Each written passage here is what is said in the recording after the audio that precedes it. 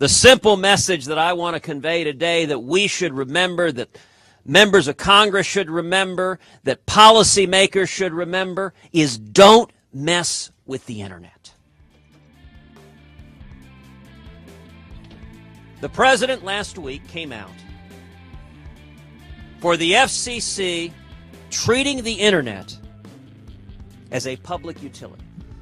The worst thing that could happen is letting a whole bunch of politicians come in and regulate every aspect of what you're doing. The reason the internet has had the dynamism, the opportunity, the freedom, the diversity is because it hadn't been plagued by excessive regulation.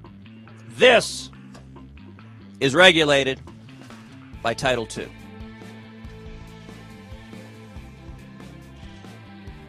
This is not.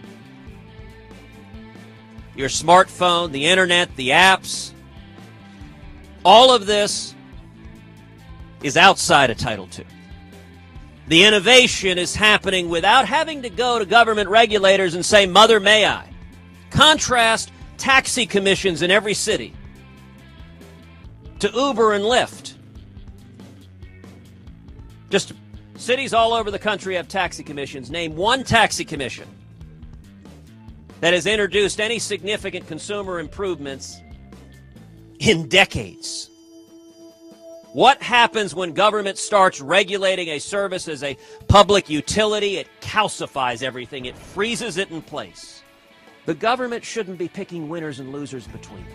Whenever the federal government comes in and they put regulations, I promise the regulations over and over and over again will favor the big guys that have armies of lobbyists in there, and will end up putting more burdens on the startups and the entrepreneurs. The worst thing you want